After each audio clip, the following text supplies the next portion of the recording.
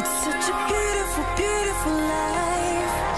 We live the days made of you and I. Oh, just close your eyes, and we could dance the night forever.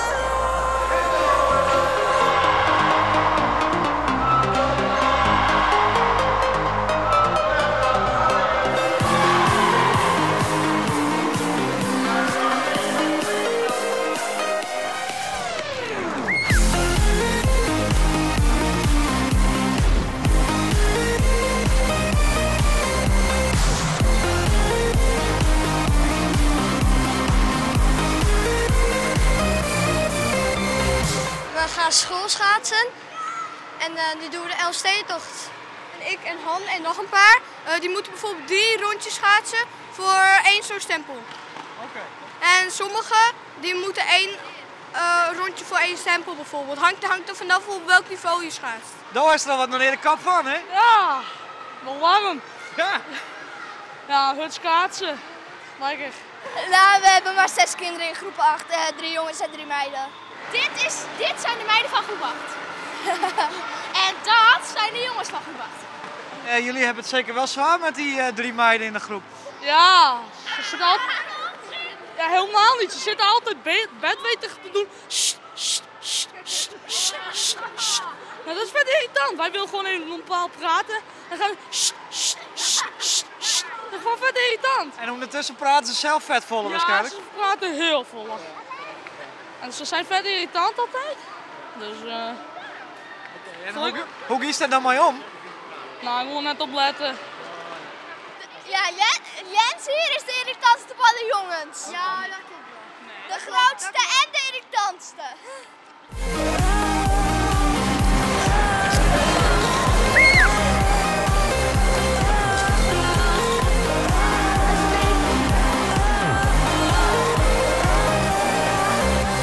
Dus het is klaar. Ja, Hoe is het toch? nou, ik heb nu heel erg last van mijn voeten. Oh, Maar ben je bevestigd? ja, mijn tenen wel. Ja? Ja. Dus je bent straks een beetje in kwijt? Nee, dat niet. Oh, oké. Zo erg is het ook weer niet. Als ik straks mijn normale schoenen weer aan heb, dan zijn ze meteen al ontdooid.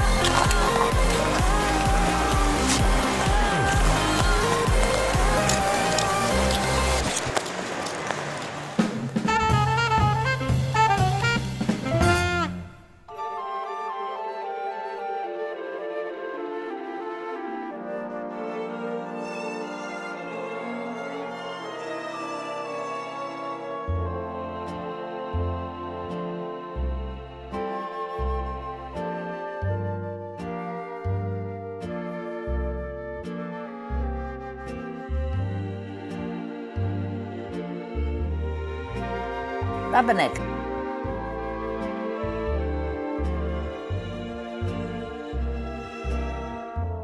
Ik kan me nog niet voorstellen dat ik 100 ben. Dat is een hele mooie leeftijd. Dus de meesten zeggen, hoe is het mogelijk, hoe kan het? Want je ziet er niet uit als een 100-jarige. Ik zeg, nee, maar dat moet ook niet. Want ze zeggen allemaal, je kunt je haar wel geverfd hebben. Nee, nooit. Ik heb nooit 1 stukje verf in mijn haar gehad.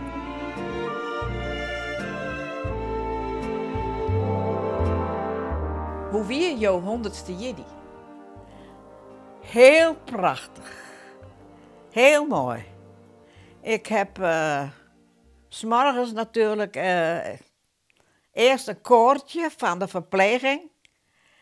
Om 7:15 stonden ze bij mij voor de deur te zingen van Lang zal ze leven. Een stuk of 18 verpleegkundigen.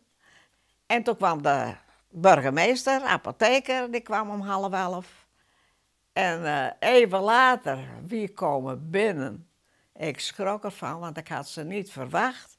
Dat waren mijn 2 kleindochters uit Engeland, met man en achterkleinkind van 9 maanden. Prachtig. Nou, tranen waren in mijn ogen. Dat was eigenlijk het prachtigste cadeau wat ik heb gekregen.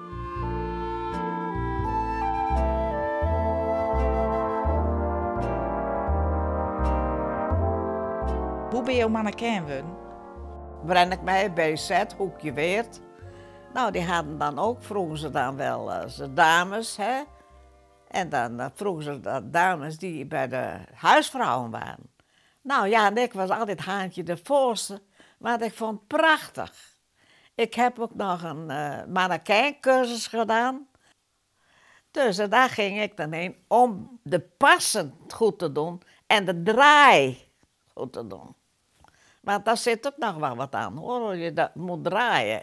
Dat was eigenlijk mijn hele mooie tijd ook, hoor. Je bent al zo'n 30 jaar alleen. Je hebt nooit een orenman geweest. Nee. Hier geen verlet van. Nee, want als je eerst jongen, nou die is maar het tweede man bezig, die is de derde man bezig. Nee, ik heb het nooit geen aanleg, Jan. Nooit. Ik heet goed gaan, ik hoef het niet beter. En had er man bij me langs zich, in de Beeldse Straat werd ik toen. Ik denk, nou, dat is lijkt wel een aardige man. Maar dan zag ik dat hij weer sigaretten rookte. Ik denk, oh nee, ik moet geen roker hebben. Nee, ik heb mooie jaren met hem aan. Je bent wel een leuke man, ja? Maar nee. Net meer in mijn lijn.